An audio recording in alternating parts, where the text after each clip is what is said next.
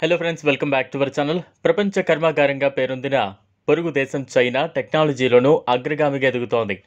అగ్రదేశాలకు సైతం సాధ్యం కాని ఎన్నో సాంకేతిక వండర్స్ను ఆవిష్కరించింది. తాజాగా ఆ దేశానికి చెందిన ఓ ఏరోస్పేస్ సంస్థ తయారు చేసిన విమానం ఇప్పుడు హాట్ టాపిక్గా మారింది. ఇది గనుక పూర్తి స్థాయిలో అందుబాటులోకి వస్తే ప్రయాణాల కోసం వెచ్చించే సమయం చాలా తగ్గిపోతుందని భావిస్తున్నారు. చైనాకు చెందిన స్పేస్ ట్రాన్స్పోర్టేషన్ అనే ఏరోస్పేస్ సంస్థ ప్రయాణికుల కోసం యున్సింగ్ విమానం ప్రోటోటైప్ను తయారు చేసింది. దీని మొదటి పరీక్షను విజయవంతంగా పూర్తి చేసినట్లు ప్రకటించింది. వచ్చే నవంబర్లో ఇంజన్ పరీక్షను నిర్వహించనున్నట్లు చెప్పింది. ఇది మ్యాక్ 4 వేగంతో ప్రయాణించగలదని పేర్కొంది. 1976 నుంచి 2003 వరకు అందుబాటులో ఉన్న supersonic passenger plane Concorde గరిష్ట వేగానికి రెండింతల కంటే ఎక్కువ కావడం విశేషం.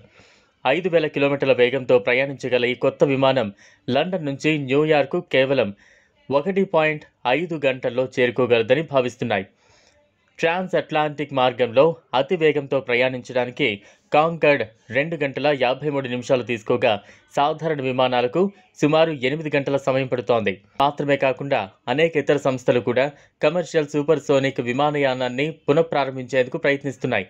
సౌత్ చైనా మార్నింగ్ పోస్ట్ ప్రకారం 2027లో ప్రయాణికుల కోసం పూర్తిస్థాయి సూపర్ సోనిక్ జెట్ విమానాన్ని ప్రారంభించే అవకాశం ఉందని వెల్లడించింది.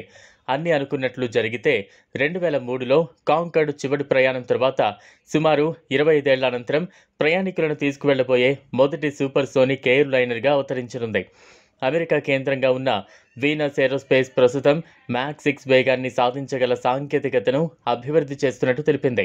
ఎకానమీ సాధ్యమయ్యేలా చేస్తామని పేర్కొంది.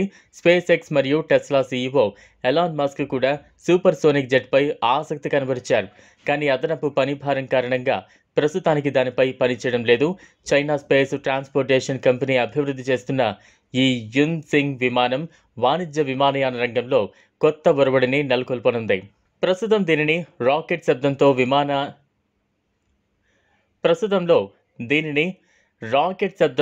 విమానం అని పిలుస్తున్నారు.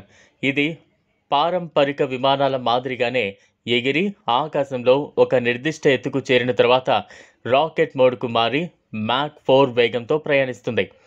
దీనివల్ల ప్రయాణ సమయం భారీగా తగ్గడమే కాకుండా అంతర్జాతీయ ప్రయాణాలు మరింత వేగవంతం, సమర్థవంతంగా అవుతాయని నిపుణులు భావిస్తున్నారు. అంతేగాక ఈ ప్రాజెక్టుకు చైనా ప్రభుత్వం కూడా విస్తృత స్థాయిలో మద్దతు ఇవ్వడం గమనార్హం. ఈ ప్రణాళిక విజయవంతమైతే ఇది ప్రపంచ వాణిజ్య విమానయాన రంగానికి గణనీయమైన మలుపును తీసుకురానుంది.